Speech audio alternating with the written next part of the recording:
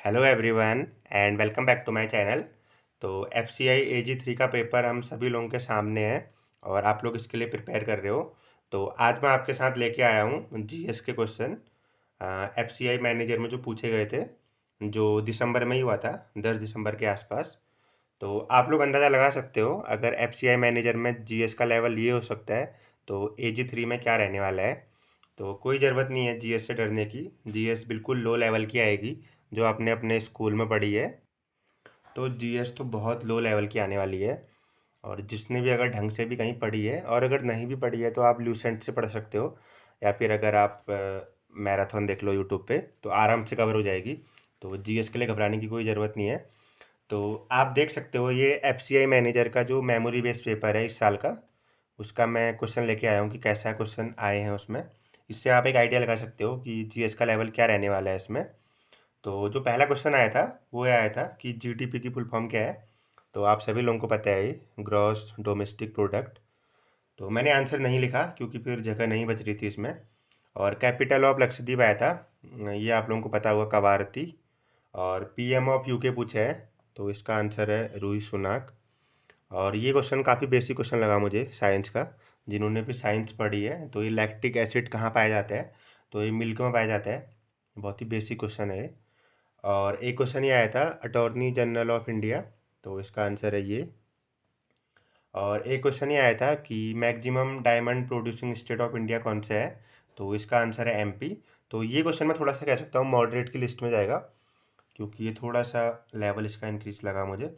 और पानीपत का प्रथम युद्ध आया था, वो हुआ था 1526 में। और इसका दूसरा युद्ध कब हुआ था, 1556 में हुआ था। तो उन्होंने पहला पूछा था, तो हो सकता है मे बी हमारे उसमें सेकंड आ जाए।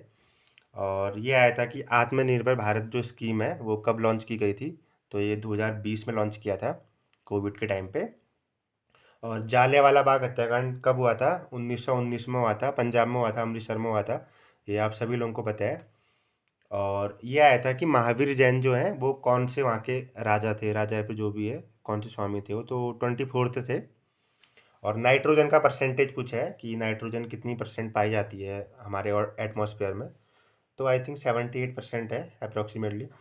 और ये पूछा था कि नंबर 1 T20 बैट्समैन कौन है इंडिया के इस टाइम पे, नहीं मतलब ओवरऑल ऐसा थे। तो सूर्य कुमार यादव है। और ये भी बेसिक क्वेश्चन है वैसे, बट जिनका क्रिकेट में इंटरेस्ट नहीं है तो उनके लिए टफ ही होगा। और ये आया था कि कोलेरू लेक जो है वो किस किस के बीच में है, कौन कौन सी नदी के बीच में है, तो कृष्णा एंड गोदावरी के बीच में है। और पीएसयू बैंक निम्नलिखित में से कौन सा है, ऐसे करके आया था। तो सारे के सारे उसमें प्राइवेट बैंक थे, लेकिन एक ही जो था वो पीएसयू बैंक था, उसमें option Punjab and Sind bank. और ये क्वेश्चन आया था कि लीस्ट पॉपुलेटेड स्टेट कौन सा है। तो आप लोगों को पता है सिक्किम, सिक्किम की जनसंख्या बहुत ही कम है। आप लोगों को पता है कि सिक्किम की जो पॉपुलेशन है वो 6 लाख अप्रॉक्सीमेटली है। ये 2021 की जनगणना के अनुसार है, नहीं 11 की आई थिंक, या जो भी है। तो ये आप लोग देख सकते हो। और अगर मैं बात करूँ एरिया वाइज कौन सा है सबसे छोटा, तो वो है गोवा। और ये क्वेश्चन आया था कि which is not the water borne disease, तो पानी से नहीं होने वाली कौन सी डिजीज है इनमें से। तो इसका आंसर था, उसमें ऑप्शन था पोलियो। और इसके अलावा आया था कि डू एंड डाई का नारा किसने दिया। तो ये तो बहुत आसान सवाल है, मरो या मारो। तो ये महात्मा गांधी ने दिया था।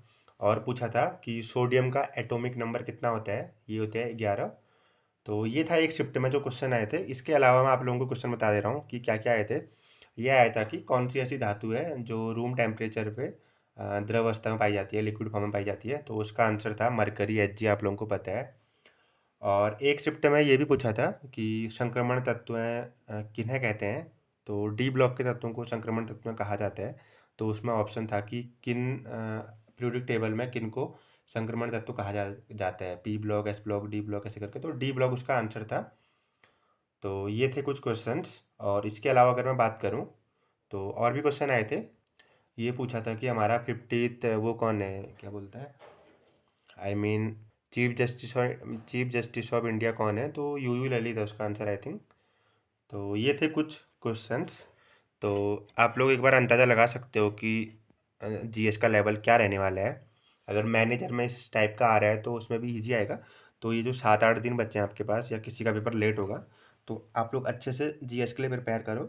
और मैं तो ये रिकमेंड करूँगा कि अगर आप एनसीईआरटी पढ़ने जाओगे तो थोड़ा सा ज़्यादा डेटा है उसमें, तो आप कन्फ्यूज हो जाओगे और इतना टफ पूछ भी नहीं रहा है, तो आप ल्यूसेंट पढ़ो खाली। ल्यूसेंट को कर लो अच्छे से एक बार कवर। और इसके अलावा आप मैराथन देख लो यूट्यूब पे, काफ़ी सारी वीडियोज़ पड़ी हैं। एक गौरव सर करके हैं उत्कर्ष के, तो उनका कंटेंट भी काफ़ी अच्छा लगा मुझे, तो उनकी जो मैराथन है वो आप देख सकते हो। Complete marathon by history, complete marathon by geography करके उन्होंने अपने यूट्यूब चैनल पे डाली हुई है, तो उसमें से कोई भी पिक कर सकते हो। और आजकल मैं कोई भी मॉक नहीं दे रहा हूँ एफसीआई AG3 के लिए, क्योंकि ऑलरेडी तैयारी है हमारी, जिन भी लोगों ने एसबीआई पीओ एसबीआई क्लर्क दिया है। तो मेरा पेपर है 7 को और मैं 1 के बाद दूंगा मॉक, 1 तारीख के बाद। और तब तक मैं जीएस करूँगा और प्लस मैं मेंस का कर रहा हूँ, पीओ मेंस का। और जो पीओ मेंस है उसकी जो बंडल पीडीएफ है गाइडली वालों का, तो वो पीडीएफ भी मैं अपने टेलीग्राम चैनल पे अपलोड कर रहा हूँ। तो अगर आप लोग चाहते हो उसे देख वहाँ से वो पीडीएफ सॉल्व करना, तो आप लोग कर सकते हो। और हाँ, एक इन्फॉर्मेशन और देनी है आप लोगों को। हॉलीवुड में एफसीआई AG3 का ऑल इंडिया लाइव मॉक आया है, तो ये कल तक अवेलेबल रहेगा, कल शाम तक। तो आप लोग इसे दे देना, मैं भी इसे दे दूंगा आज या फिर कल में, आज दे दूंगा आई थिंक।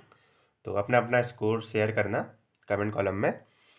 तो ठीक है, फिर मिलते हैं नेक्स्ट वीडियो में। Thank you so much.